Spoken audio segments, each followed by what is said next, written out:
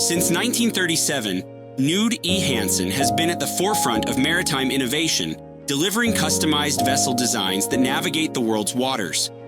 Our expertise spans new vessel designs, refits, and conversions, ensuring each project meets the highest standards of excellence. With a comprehensive suite of services, including naval architecture, marine engineering, HVAC design, and energy optimization, we provide tailored solutions for every maritime challenge. Our commitment to innovative design is evident through our advanced 2D and 3D visualizations, allowing clients to experience their vessels before construction begins. At Knud E. Hansen, we don't just design ships, we craft maritime solutions that are efficient, sustainable, and built for the future. Join us on a journey where tradition meets innovation, and let's navigate the future of maritime design together.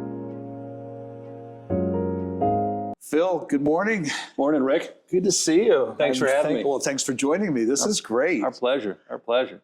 You and I go back a ways. A little bit. A little bit, yeah. That's what I love about what I'm doing right now. This reinvention of Rick and being in this industry for almost 40 years is that I'm connecting and staying connected with people I've known and loved for a very long time. Yeah. And wow, I remember, well, it's got to be over 20 years ago, maybe 25 years ago, that I met you while you were at Westport. 100%. Boat building. Boat building. Wow. Yeah. It's an easy task, isn't it? Yeah. No, it's one of those things you look back and it seems like yesterday. It really does. It really does when you think of how the industry's progressed since then and everything else.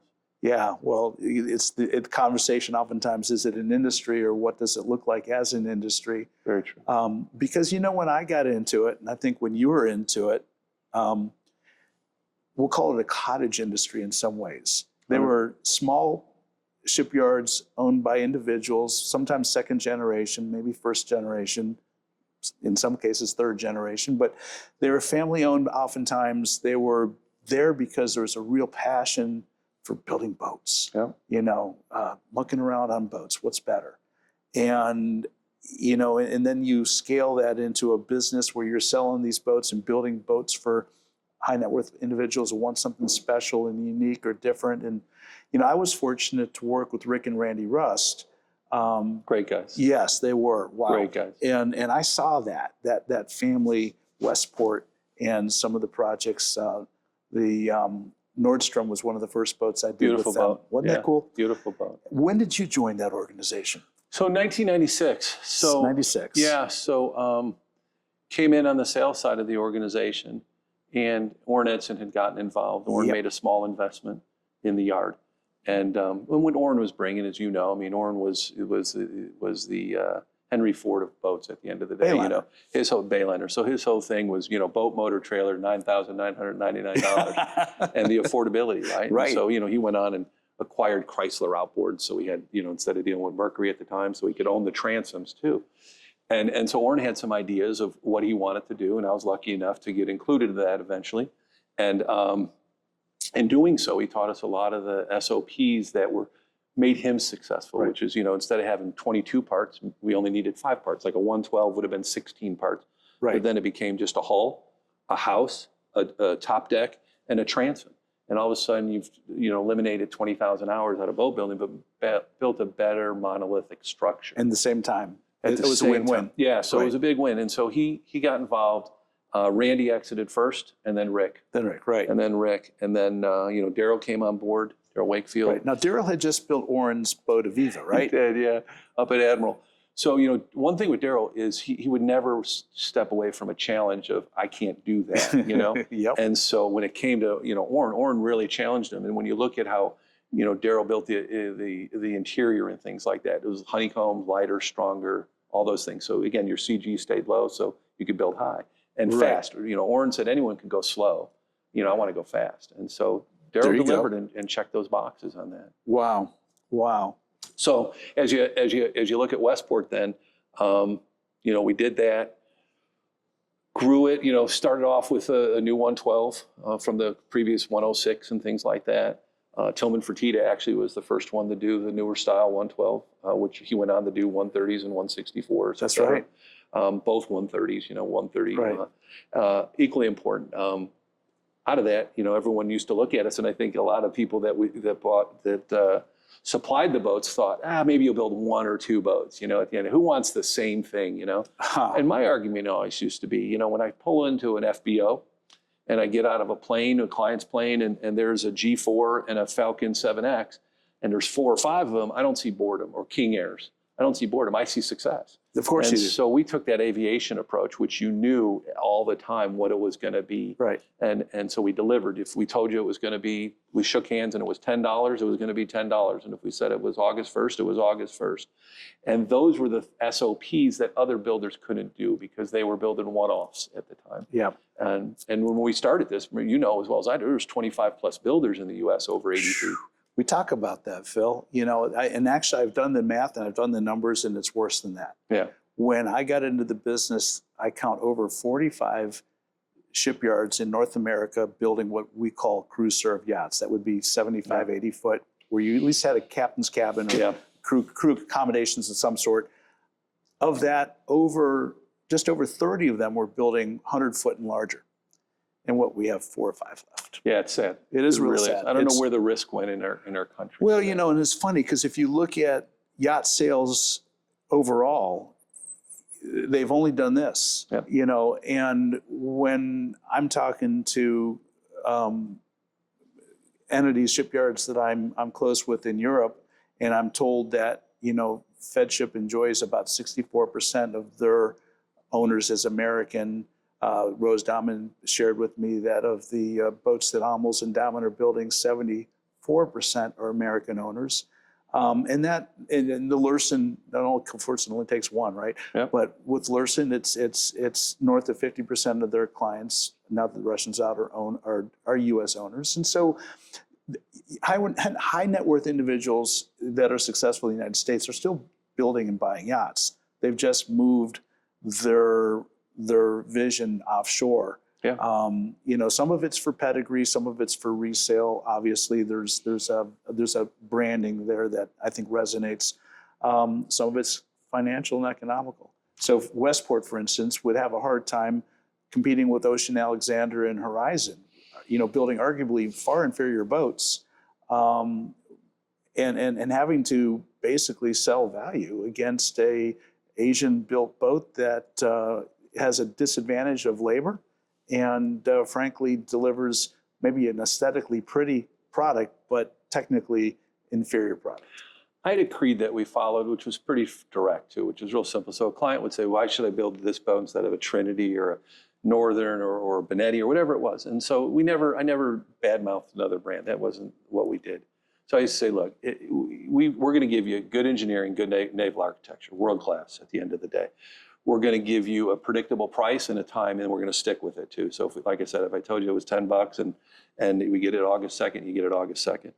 We're also going to give you tremendous customer support, world-class customer support. So we really took the aviation side of this. Didn't make a difference whether you bought it new or used either. We're going to give you that same customer support.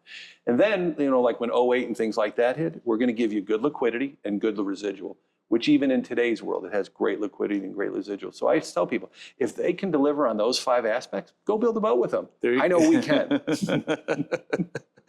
Yes, and you know what they can't. Right. So that's value, and that's what we always talk about. You know, you want to offer and sell value, and you can find value in this industry if you know what you're looking for. 100%. And we really strive to create value at the end of the day.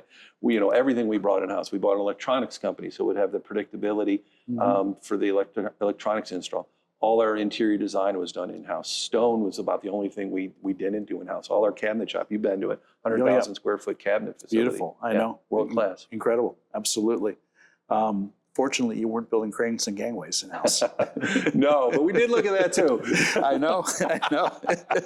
We did look at that too. I remember that August 2nd date you keep talking about. I remember so many conversations about, you don't get it, you've got to get it here. It's really important. It wasn't exciting for a lot of people. You guys were off building knuckle cranes and stuff like that. You know, John Salupi, John needed a big knuckle crane or something, you know? Yeah. And it was good, but we needed to know we were going to get, you know, these for the 112s and these for the 130s. And yeah, no, there's a lot of lessons in business. I tell people, you know, I have a 2-year degree in underwater technology, but I've got a doctorate in business 101 just from, you know, almost 40 years having to find my way through you know, being in the supply chain and in the service side of the business and all the other elements that I've had the privilege of engaging in for so many decades now. School of hard knocks. Yeah, You know, I used to what. joke.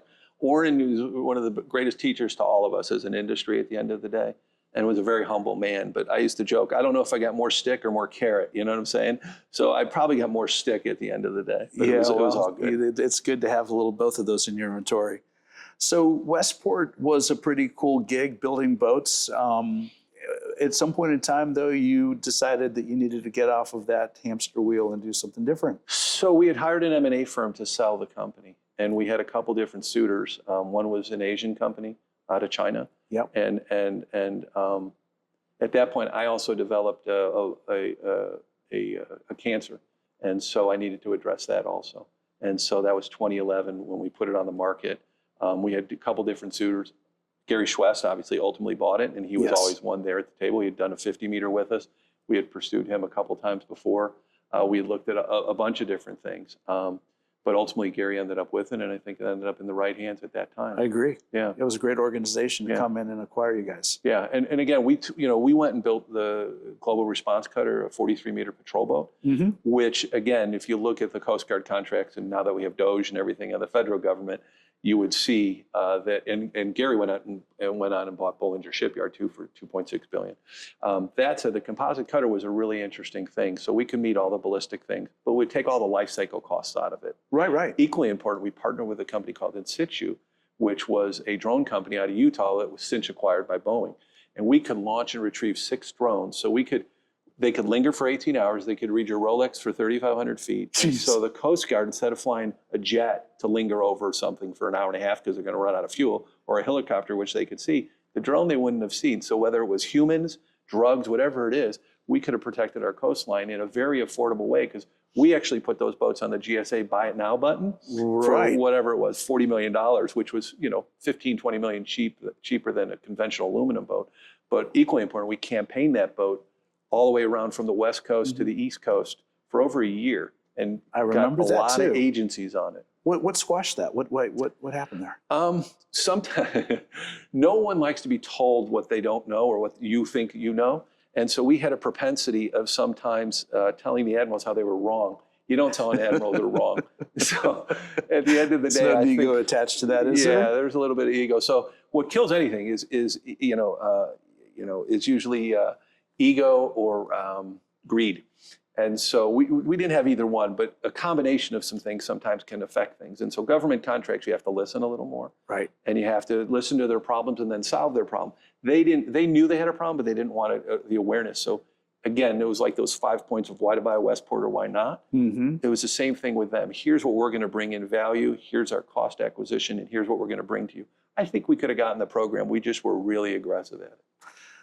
Gotcha. Is that, you think, still on the table for some shipyard with everything that's happening? 100%, yeah. I mean, they had some core issues when Boston Whaler was making them smaller boats. We never had core issues or anything like that in terms of the different coring materials that we used, Right. whether it was Arex or Divinisol, whatever it was. You build enough boats to figure it out. We built a lot of boats, and they've since gone and built even more. So Yeah. it's a very successful brand that, we had one incident where a boat caught fire. One incident. We had many where people ran into islands and things like that. And literally the boat would Fix push static itself objects out that don't- under its own power, get back to the yard and would fix it. Wow. Where a fire, you're not going to do it. That was done, unfortunately, over in Europe, where a crew didn't monitor the engine room, put out the fire, and then opened the engine room doors to see if it was burning still. And it reignited it. Backflash. When everything's gone, all your juice is gone. Your halon, everything's gone. Your FM200. It's all gone. Yeah, that's the death blow. Yeah, it was the death blow. Wow. So we've had a good safety record. No, it sounds like it. No, it's a great brand. I've enjoyed both doing business with Westport shipyards for so long, and a personal relationship, as you know, I've enjoyed with Daryl and some of the other key people that were involved in that organization. Yeah, great people. I always liken it to anything is a team. Mm-hmm. So there's 32 NFL teams. There's only about 4 or 5 compete. So whether it was the Steelers, the 49ers, the Patriots, once a few people change, you lose the team. The Chiefs, it just comes down to team members. And it's not one person, it's a whole team that makes any organization great. It doesn't make a difference what it is. But as things change, things change. Right. Well, and it's a segue here, because I started out saying that this has been a cottage industry. It's an industry of people. I think it's the individuals and the culture of people that help organizations become successful. And, you know, one of the things I look at and talk about right now in today's culture are all the M&As that are happening. We're getting ready to talk about your transition away from Westport, and there was an M&A involved in that influenced some decisions you made. We've watched companies like Informa come in and take over the boat show space quite effectively. Yep. We've seen Brunswick Corporation come in and buy a bunch of boat yards, and they're struggling. That's not working out so well right now, at least the last time I looked at their public statements. Agreed. You've got One Water, MarineMax. MarineMax looked like about a break-even company last year. One Water is anything but a break-even. Not right. They're in the red. There's more of those, and so the question is this healthy for the industry, or is it just happening because it's an opportunity to monetize and bring some value to shareholders and stakeholders? So I think it's a kind of a twofold question there, in terms of they get cash that builds up, right? So they got to go spend it at the end of the day. Interest rates were low. Yeah. You know, and so what's the old saying? Warren Buffett says, "Be greedy when others are fearful, and be fearful when others are greedy." So normally the best time, a lot of these brands that are in existence today that have been acquired actually went through 2008. And as you know, when 2008 happened, people didn't know which end was up, what was going to happen. It's like a light switch.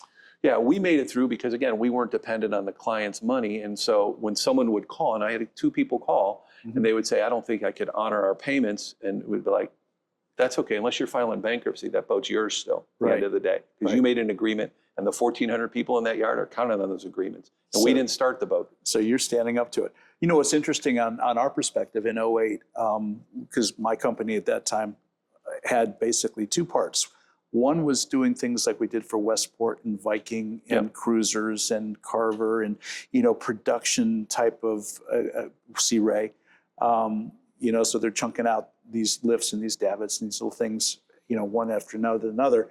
And the other was all the big yacht stuff, those knuckle boom cranes, those big gangways, all the big custom projects. Well, 2008 comes along, the light switch goes off, and all of a sudden, all of that small production stuff stops. Yep. But we had a huge flywheel effect. We had, you know, some of the projects we were involved were 2- and 3-year projects.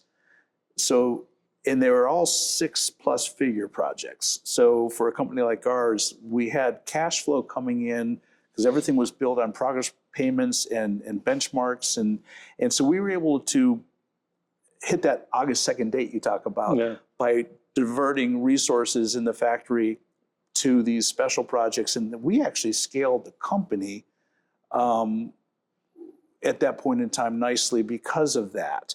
And thank goodness we had that, because if we didn't have that, I don't know that a company like ours could have or would have survived the downturn of 2008.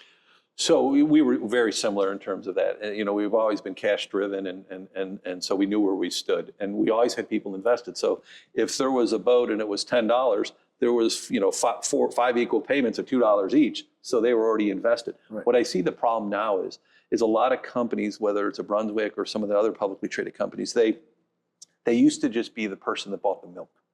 So the cow was the manufacturer. That's right. They bought the milk, and then they could turn the milk off. If they didn't need any more milk, they'd call up and say, "I don't need any more milk this month." Now they're the manufacturer too. Now they're the cow. And so they gotta, what are you gonna do? Chicken and egg. And equally important in those size markets and stuff, as they got farther out during the pandemic, it wasn't like people were half invested for the boat that they were building. They had deposits up $5,000, $10,000, whatever it was, $2,000. Right. So those sometimes, I'm sure a lot of people fell out of bed for a lot of people that they didn't move forward with. So, and again, you've got this big thing that you've created that you have to feed all the time too. So it's one of those things where there's good to it because it gives access to capital, and expansion, and to a dealer network that you normally wouldn't have been able to feed through. So I look at some of the brands recently that have been acquired, you know, it gave them a much bigger footprint. Oh, yeah. But then there's the risk associated with too, because how much can they grow, you know, to be able to feed that other footprint? And then the competitive brands against it. Well, a perfect example is, you know, MarineMax built its brand around the Sea Ray brand. Yeah. And then all of a sudden, Sea Ray makes the decision, we're not going to build boats over 40 feet. Yep. Uh-oh, what do? You've set up your dealerships and you're looking at bigger boats, and then they have cruisers come in. Yep. And that's a really interesting story. And so that's certainly one of those success stories Yep. where you have the cash and liquidity and the ability to pivot. Yep. But there's two sides of every story, and so it's going to be curious. I'll be very curious, and I'm sure people that watch this program will be curious to see what happens over the next 2, 3, 5, 10 years to this industry. Is it going to evolve into a more corporate structured entity with less of the culture of the mom and pop? Good chance. And what's that look like? And we talk about boating, and I was going to segue that as 2008 was a pivotal time in our industry. You survived that or you didn't. 2020 was a surprisingly pivotal time because for a period of time, I think we all looked at another, oh crap, here comes another 2008. And then almost amazingly, it flips and it becomes one of the most halcyon time of our industry where people discovered boating. And maybe that's a great segue into MIASF, the Marine Industry Association of South Florida, which happens to be parked in, I would say, arguably the largest and most influential boating market in the world. And, we watched companies absolutely prosper and flourish in the middle of a freaking pandemic. Yeah, so 2020, when that was going down, we were all challenged with it. And my thoughts were, we're going to live under a bridge. I joke, Right. We're going to sell the house. I can't sell the house. We're going to move, get in the station wagon, put the dog in there, and live under a bridge. Because 2008 was a tough time for a lot of people. We made it through it well, but this was different. Yeah. This made no sense. The financial crisis at least made sense. There was signature loans, real estate. That made sense. This, all of a sudden, we're having a boom. Made zero sense. And I think a lot of people, as the industry changes over from people with my hair color to younger hair color, they think this was just an amazing thing to get in the industry, right? And so we didn't know what they didn't know. We were headed into a recession in 19, let's say, That's I believe, true. right? Yeah, yeah. And so that would have been good. It needed a good flush, a little correction and stuff. But instead, we went into this, hyper acquisition area, and boat pricing went like this. I mean, straight up. Oh, straight up. Yeah. And that's scary. We're having a hard time with that. Right. But when you look at like the show that year, perfect example. So the only live event to take place was Flibs, and so we did that through working with Informa, which is obviously a global entity, biggest trade show producer in the world. Yep. They were great because they were active in China, in Asia, and had a seat at the table in Vegas because they do a lot of shows there. So we came up with these rules they did in terms of social distancing, temp check, sanitation, all those things, even cameras. Because again, you travel to Asia, there was cameras there for 20 years before taking your temperature. And I was wondering, why are they taking temperature? Well, now we know why. So that said, but we had to get the trust of the county, of the city, and the state to allow this event to take place. And we did. Thank goodness you had Ron DeSantis at the helm. 100%. I mean, thank God he was able to keep Florida open. Yep. And let people make choices. And the good news was the county and the city here made choices. And we got an event off that year, the only event to take place anywhere, which will then allow the air show to take place and other events.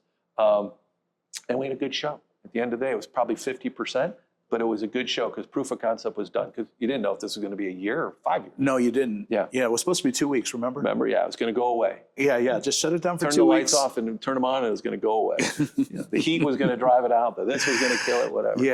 Yeah. Well, it wasn't that. But yeah, no, I remember I was there at Flibs for that show and was very happy that we were able to have that. And I think you're right. It showed our society that you could continue as a society. I think the big thing, and again, I went and spoke at that show to a group, and I was a little disappointed that 600 people or 500 people were in a room, and yet they chose not to be attendees at the show, meaning exhibitors. And you could get in a room and you're not afraid to get COVID, but you can't go outside. So those type of things, sometimes you have a choice in life. There was a lot of fear created though, Phil. 100%. There was so much fear created. It was needlessly perpetuated, and that really put a lot of people in a dark place. I agree. Yeah. There was those, it's like anything, you get a cancer diagnosis or whatever it is, you can get in a fetal position in the corner and die, or you're going to fight it, right? And so we chose as an industry as an association in particular, as Flips, to not fight it, but to work with it and come up with mitigation that resolved all the, public perception, Right. so people can come and safely enjoy Right. the show. Yep. Well, and should, God forbid, something like this happen in the future, we have a better protocol, we have a better understanding how to pull things like this off. Well, what did Warren Buffett say there? Again, he said, expect not a pandemic, but expect a financial crisis or a crisis every decade, plus minus. So you had 08, then you had a pandemic. So again, if you look and say, what is 2030, 2035, you know? Yeah, at least we got a little time between now and the next one, hopefully. 100%. We got some time to rebuild and to strengthen our businesses and our culture and be ready. Yeah, so for those who don't know, FLIBS, Fort Lauderdale International Boat Show, we've got these acronyms, is owned by MIASF. MASF. And, you know, that's kind of cool because this is a Marine Industries Association that owns the arguably biggest boat show in the world. Without question, it's the biggest in-water boat show in the world, bar none. And it's just a statistical thing. It's not something. If we were the second biggest show, we'd say they're the second biggest show in the world. Right. But FLIBS is 7 sites, over 100,000 attendees. I love it. You know, it's amazing. Yeah. So when you think of that, and again, some of the headwinds that we've had to face with that, just, you know, Bahia Mar is where a lot of the action happens at. It's the hub, right? But we have the convention center, we have Hall of Fame, and all of it are activated, you know, the Marriott, all those things, the Hilton, Pier 66 with Joe Louis coming in there. Oh, is that and crazy? Doing that. Fantastic stuff. The convention center being rebuilt. I know. We've been doing some content up there at Pier 66 the last few weeks. Kim Schweiers and I do another podcast called Yachting Unplugged, and Pier 66 has opened their doors to us. We've done a couple episodes there. Stunning. Absolutely. What Megan has done there running that She's marina wonderful. facility, spectacular. What they've done in building out just the whole hotel space and Beautiful. And just gorgeous. And of course, Joe's parked his boat there too, which is beautiful. It's a wonderful thing. So you think of like Las Olas, that used to be a city-run marina. Now look, Suntex runs it. World-class, right? Beautiful marina, parking garage right next door. Bahia Mar is getting ready to become a St. Regis, which is going to be wonderful for the show. So then when the guests and attendees come and are owners, they've got a beautiful St. Regis and a hotel and a couple condos, and they were kind enough. We've all worked over the last decade to ensure that the show is going to be able to perform on that site. How's that going to work? Because they've got to deconstruct some things, right? Same footprint that it is now. Okay. Identical. The buildings land in the same footprint, and they'll segue those in, condos and a hotel and stuff like that. They're good partners to work with. We did have some rough roads between us all. You think? But again, it worked out better for the community at the end of the day, because instead of having 15 buildings or 14 buildings, they've got 5. Right. Equally important, it's St. Regis, which is world class. Yeah. And more importantly, this FLIBS can survive there for the next, 65 years. Wow. Yeah, which is amazing, because now it's going to be 66 years this year that the association has owned it. It's had 3 different promoters. When you think of Kay Pearson, great guy. I mean, you wouldn't want to mess with him. I did my first FLIBS with Kay Pearson back in 1984. Yeah, there you go. Yeah.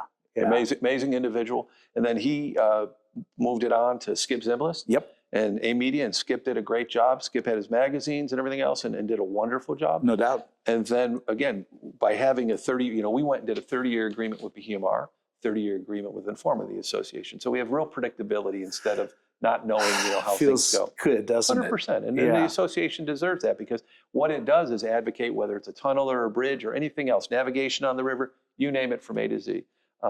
But by doing those agreements and stuff, we've started the first ever foreign trade zone here. You think of all the different accomplishments this association's done over the years. Mm-hmm. It's the sales tax with the yacht brokers capped at $18,000. Yeah, that's brilliant.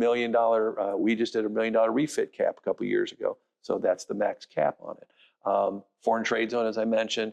Infrastructure, we need a tunnel or a bridge, right? At the end of the day, we just need a solution. We don't care which one it is. A tunnel would be the best. But if it's not in the cards financially, then let's get the bridge done. That's right. That's right. Well, and you touched on something, and I'll bring it onto the table because you are a boat builder, but it's in your DNA. You're part of that for a long time. We look at the South Florida area being the yachting capital of the world. We talked about so much new construction go away. The one thing that we've had here for a long time, and this is where I have genuine concern, is the refit business. Yeah. We have a couple things happening concurrently. We talked that M&A thing, and so you've got Safe Harbors that owns so much of the properties And we all know the properties it makes more sense to put vertically integrated hotel and condo space than it is to work on boats. And once that space is gone, there's no place to work on boats. We lose that part of our business. Refit's not been very well regulated, and our industry has had a few black eyes on some pretty horrific projects that shouldn't have gone that bad, which is not good. There's no fiscal oversight on some of that. So there's a lot of challenges going on. I'm aware of a couple boats that went on their own bottom to Europe last summer to get work done that could have been done over here. So when we talk about development space here in South Florida, we talk about our industry in South Florida, what can we do to shore up and protect that piece of our industry? I think refit is arguably way more profitable than new construction in the first place. Without question.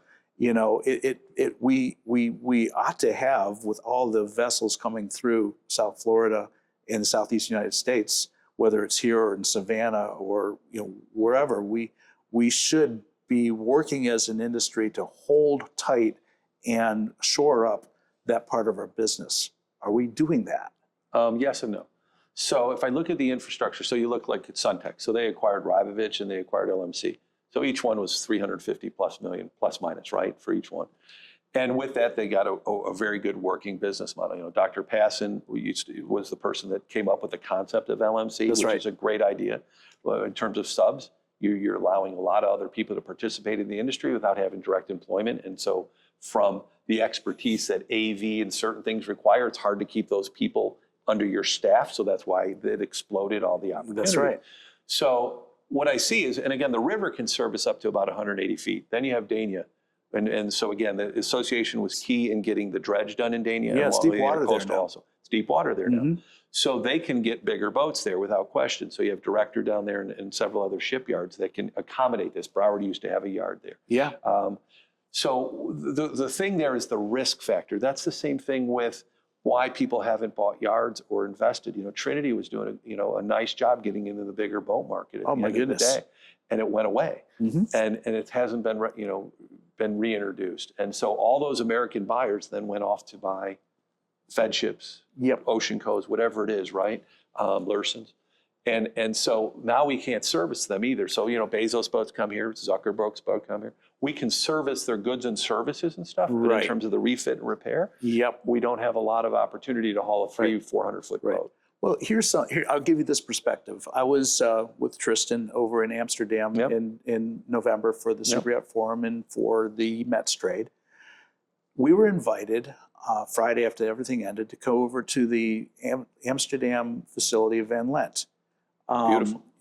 We saw Breakthrough, the 119-meter hydrogen hybrid boat that they've built. Gates's boat. Actually, we got we spent 4 hours on that boat, got a tour stem to stern. It was incredible. Amazing. It was amazing. But maybe more amazing is we're there at the facility, and there's a graving dock, and there's a cofferdam in the graving dock, and there's a 72-meter boat on the forward end of the graving dock, and there's a 44-meter boat on the aft end of the graving dock. Looks tiny compared to that. Breakthroughs on the outside on the face dock on sea trials, and this whole thing is covered and environmentally conditioned and heated, and and they've got paint works, they've got workshops and all there, and catwalks. It's just you look at this, and the gentleman who's given us the tour said, "Okay, now you see this, right? We can open it up and float the small boat out while leaving the bigger boat dry and put another boat in, or just take both boats out, put a big boat in." Yeah, we'll see that property right next to us here. We're about to do the same thing right there. Amazing. And look across the river. You see over there? Yeah. We're putting one more facility like this there. It's strictly for refit, nothing else. And I'm looking at it going, it's easily 300 million euros, 300 million euros. It's almost $1 billion infrastructure investment.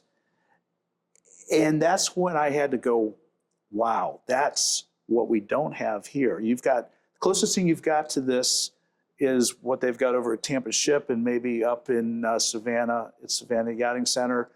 But they're missing a lot. They don't have the environmental controls. They don't have the LMC type infrastructure around. And so I think part of what we have to look at as an industry is, where do we make our investments? How do we attract these investments? So, the shiny object in the room, obviously America makes so many things, right? So whether it's aviation, whether it's boats, but then you have all the tech, right? So whether it's a Facebook, an Instagram, an Amazon, those other countries don't have those things. No, we do. And so Italy, they make, Dick Lazar used to always tell me, we need to get in the women's shoes business because, that's where the money is. They change their style every year and there's no warranty. And it was a lot of truth to that. That's true. But that said, so those people are focused on our industry over there. We're not focused on our industry, and we should be, because the wealth that's sitting around us that's patronized our industry, they should actually be making investments in home businesses here also. So knowing that Amazon was, is a Seattle-based company, even though it's a global brand, it's not that hard for some money to come out of his pocket and say, hey, we're going to invest in Fort Lauderdale, or we're going to invest in South Florida as a whole.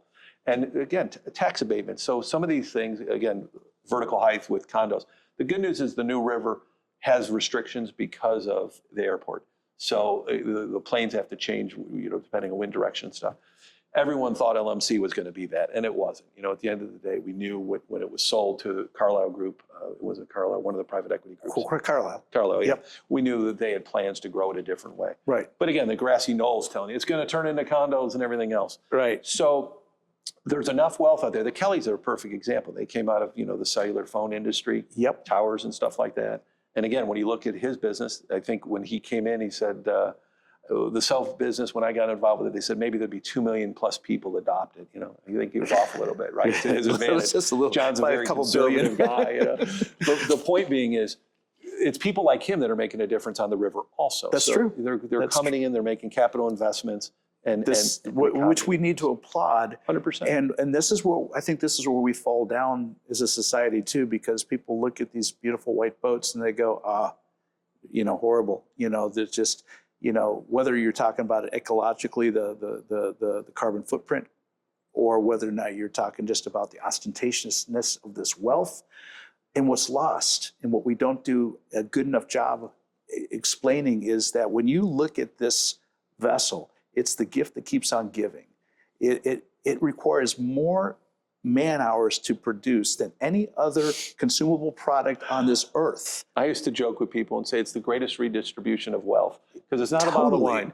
So you buy a boat, it costs you X, it's going to depreciate, odds are, and it's going to cost you X to maintain it. Absolutely. So it's a great redistribution and of every wealth. place it goes, it's an economic engine. 100%. When they drop anchor or tie up to the dock, reprovisioning, the charter or the guests coming off to go shopping and dining and go into the hotels and engaging in commerce in that city. And then it picks up anchor and goes someplace else and does it again and does it again and does it again.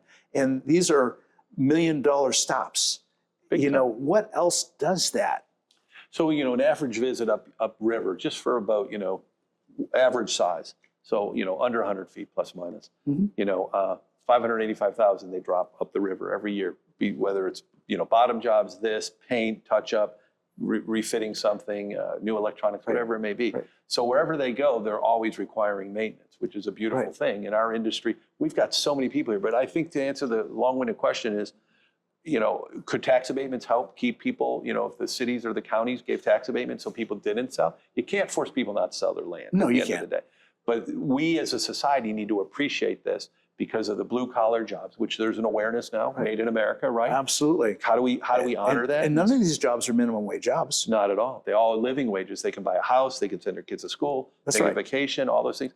And you don't need to have a college degree to go do it. No. Which is wonderful. So, the Mike Rose of the world, the dirty jobs and things, we started salty jobs for the same reason. Show the kids, put it in a format where it's on their phone. Right. Instead of, people do trade shows or shows to get people in their industry, they normally show up with a table with a black thing over it and a couple squishy balls and a pen and say, this is really exciting, you should come into this industry. The kids are like, huh? The kids are going, what? You? What? So instead we hired people that are, our intern became our full-time employee. Right. And he is wonderful at this in terms of the host. And we've had 4 or 5 different hosts of Salty Jobs now, All have been exceptional. All are youth that identify with the youth. So when they go into school, they're authentic at the end of the day. Well, you see who's behind the camera here today, right? Same thing. Same thing. I couldn't figure out these things. I have a hard time changing channels. If it goes offline, I can't get back on. Right. No, it's fantastic to to expose these young people to these opportunities and what that looks like. Salty Jobs is a great example of a collaboration that's through MIASF, right? 100%. Where we got the idea, so the CEO of AT&T was speaking at an event called Emerge, which is a tech event that happens in Miami. Really cool thing.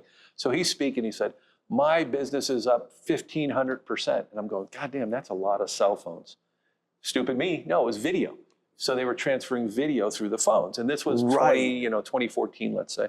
So at that point, we realized the kids are on their phone and everyone else is trying to teach their kids something or lure their kids in through means that they've passed. So everything's on your phone, everything we do, right? Yep. So we started a video series that's on the phones. So that way the kid can watch it whenever he wants, 24/7, show his mom and dad, hey, or her, I want to get in this industry because a deckhand, they can go to MPT, a school here, get their STW. That's right. And be working on a boat 6 weeks later, 8 weeks later, and making $50,000 a year all day long, traveling the world. Right. Exactly. And that's not to shamelessly plug that part of the industry, but how many jobs can you get where you can make that kind of money? You've got no overhead. You don't have to have a car. You don't have to have an apartment. They feed you. They house you. They work your butt off. Yeah.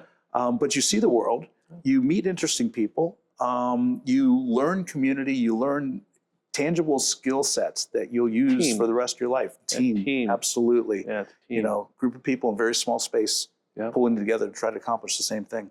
Yeah, I mean, it's really amazing what this industry offers the youth for travel. And then if they really do a good job, have the right, soft skills and stuff, they can get to know that owner and that family, and who knows where it takes them on land someday.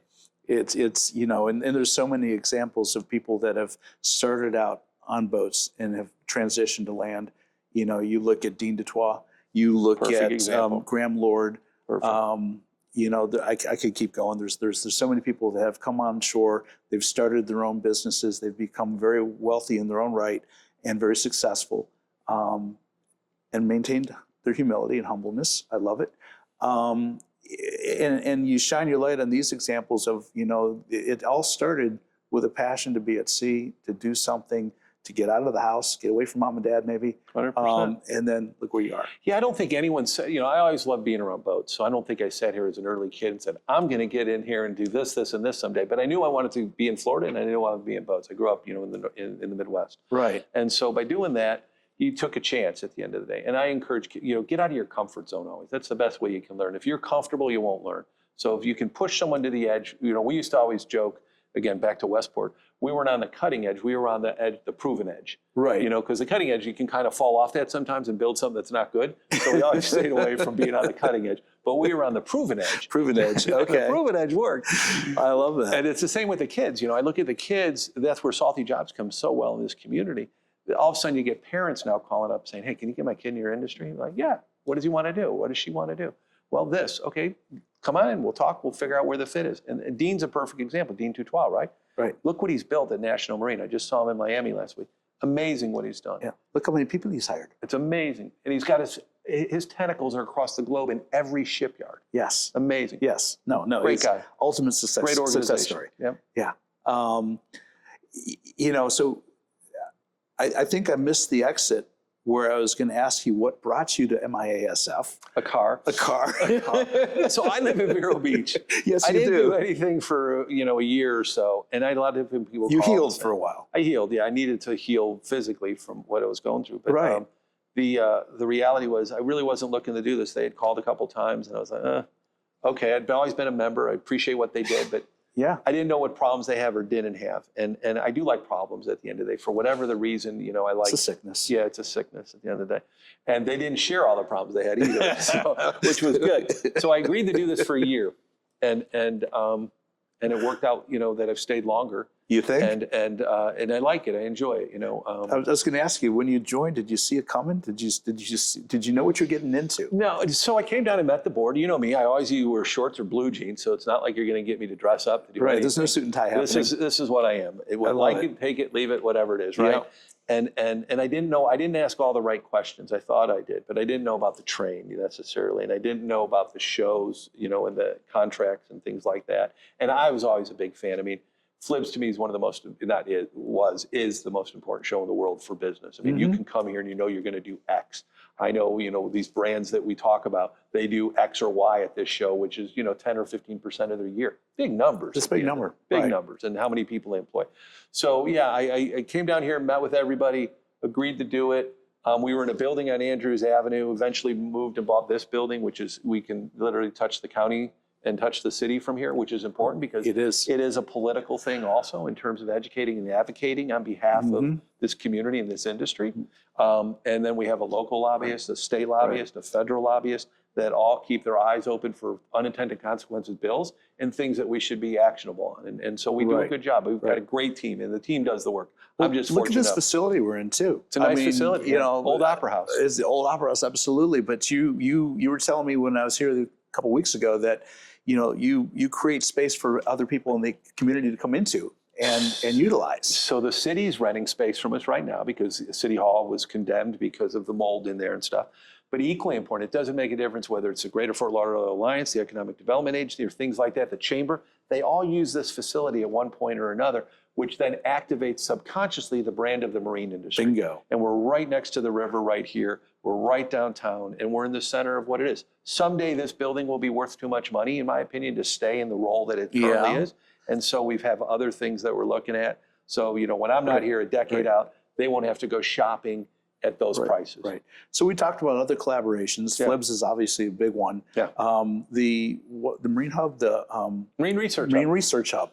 Wow. So again, you think of all the people, the relationship capital in your phone. Amazing, the people you know, all of us, right? We can pick up the phone and get a hold of all the people we've talked about. 2 degrees of separation. 2 degrees of separation. So again, back in 16, 17, you've got the 3rd largest barrier reef in the world. And I guarantee if we went into any of the schools here, they didn't even know. If I asked them where the barrier reef was, they would have said Australia. So it's the only one in North America. And then there's a lot of medicinal things that, you know, why don't sharks and skates, why don't they get cancer?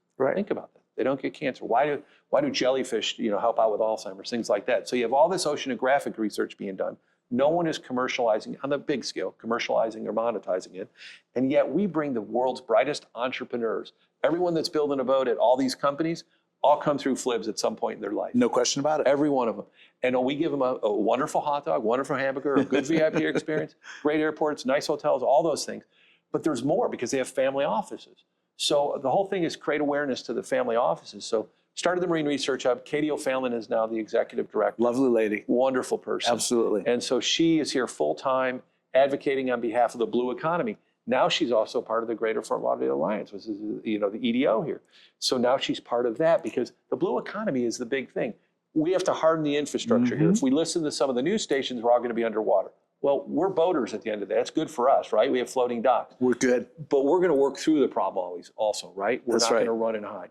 So it's infrastructure that we need at the end of the day. And maybe it's different infrastructure. Maybe how we build our seawalls is different. Knowing that just in Broward, $1 billion worth of seawalls have to be raised over the next, 10 years. Yeah. When I was living on Bayview a couple of years ago, we elevated our seawall. It was a requirement if you're going to do any renovations on the home. And you would notice that, some walls were 2 feet higher than all the other walls, but they're eventually all coming up. 5 feet. And so with that, we traditionally build out a rebar and concrete. Well, now you can build out a composite. And again, we know that composite lasts far greater than any of that rebar is not expanding, breaking the concrete apart. 100%. And so now you can take a life cycle cost of a 40-year seawall, get 80-year, and maybe a 20% reduction in the cost of putting it in by thinking out of the box. How about that? And that's what the hub brings. Yeah. So the hub is in contact. We brought a thing called Ocean Exchange here, which is really cool. So $300,000 prizes, of which we award half of one $100,000 prize and 2 $10,000 collegiate prizes. From around the world, people apply. Over 200 applicants come in.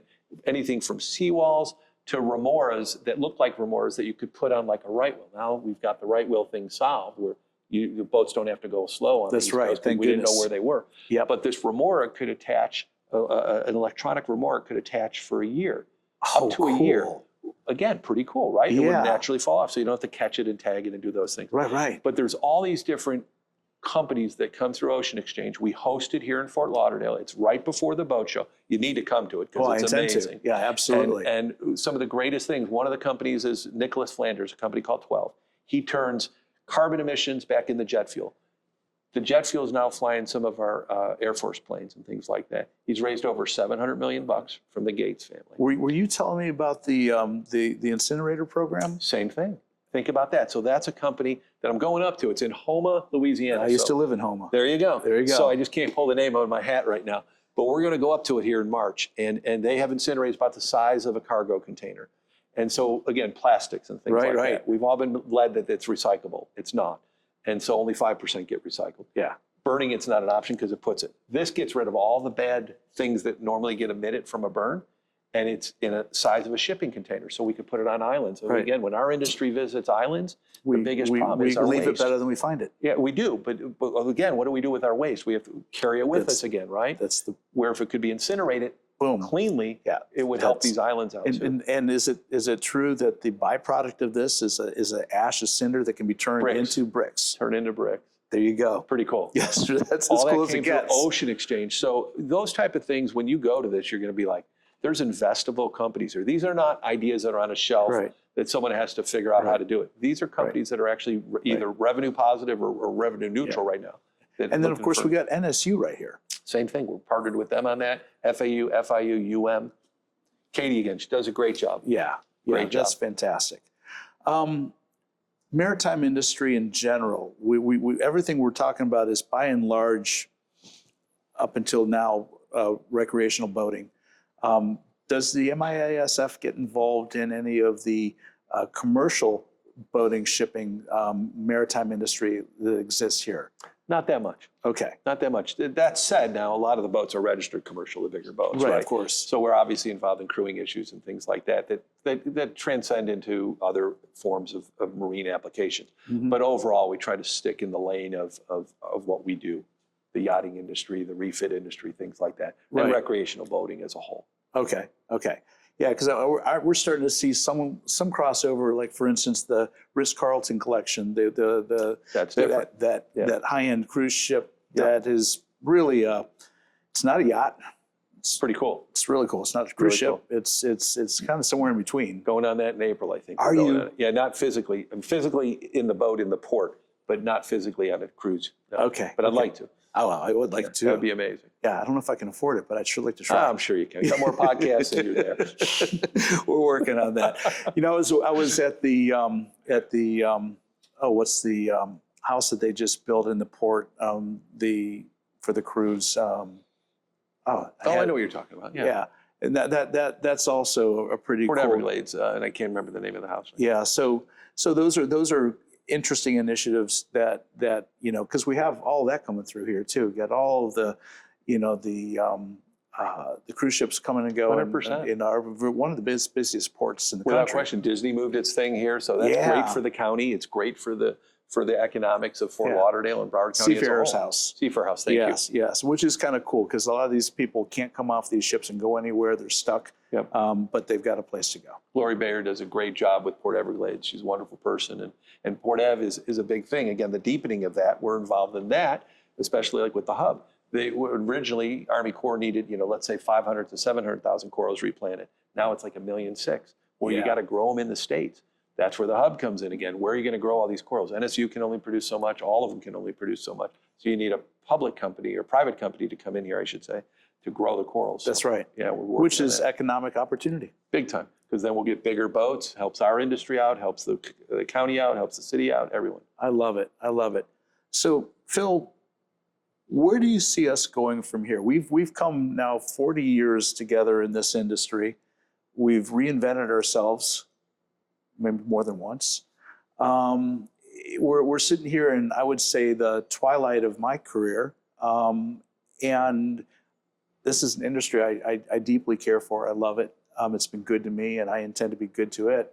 But what's the future look like? How do we bring people like Tristan and others in finding the passion, that cottage industry culture in a corporate world? Where do we go? So again, I think it's important, like how Lauderdale Marine Center and how Bradford and other companies, have invested in this industry and continue to do so on Dania Cut and things like that. I look at, what happens in Fort Pierce. That's a big thing at the end of the day. That can hold big boats. Paul Director's doing a wonderful job there. He needs help. He needs more support. capital. He needs more support. capital. Yep. And someone that can execute over, very quickly over 3 or 5 years, infrastructure and everything else that needs to happen. Trade and skills. Love to take that operation in Amsterdam and put it in Fort Pierce. Wouldn't that be amazing? 100%. So he's done it with the travel lift, things like that. But everyone says, well, where's the people going to come from to work on it? Well, first of all, I look at Ward's Marine and everyone else. They've got their vans going up and down 95. Wherever they're at, they're going to, wherever a boat's at, they're going to get to it at the end of the day. But the infrastructure that someone needs to put up there needs to happen in a very... Well, look at Savannah Yachting Center. Yep. Tom McGowan with EYS moved one of his operations right there, and it's not the only one. Once you see that it's there, viable, you've got consistent workflow, then it makes sense to set up operation. 100%. And if we get Fort Pierce dialed in that way, they've just did a reinvention of their downtown. It's not the sleepy little shady town it once was. It's improving, and so I think there's an opportunity there. And you've got a willing audience there in St. Lucie County in terms of jobs. They want high-paying jobs. They want jobs like this in particular. That's right. And you have affordability too. So Fort Lauderdale doesn't lose from that. Instead, what I see happen is there's work getting done at this yard or that yard. They have connectivity and they say, go up to Fort Pierce to get this done with the bigger boat. I'll service your boats up to 200 feet up here. But your bigger boats, let's not just lose it where all of a sudden the 150-footer goes up there too. That's and it doesn't have to do that, nor will it, because the expertise on the river. But we need to look at those things. It's not a threat, it's an opportunity. Yeah. I want to stop seeing these big boats cross the pond on their own bottom to go get work done in the Med when they can be done right here. We've got all the skill set here to repair any boat. That's, again, Fed ship, Lursen, it doesn't make a difference what it is. They've got the skill set here to service No question about it. Yeah, because they all build to American standards. Yep. And even the little boats, now that, we're looking at what that looks like, because it's for every one of these big boats here, we got 500 little boats. Yeah, and so, the bread and butter is that 80 to 120 foot range, or to the 50 meter range. That's bread and butter stuff at the end of the day. Then I look at the entry level market and stuff, that's not our industry per se of refit and repair and stuff like that. But again, Skip used to say, if a person to become a boater by the time they were 12, they weren't going to become a boater. Maybe that's you and I boating, because the tech people, they're coming in it later in their lives, right? My first sailboat at 12. There you go. But I was a 12 or 2. And so those things we need to be cognizant of too. And the person addressing that used to be like the Carolina skiffs and things like that. Right. But what we did is kind of what we did with cars. We loaded it up, right? With the sunroof and the leather and the surround sound or whatever.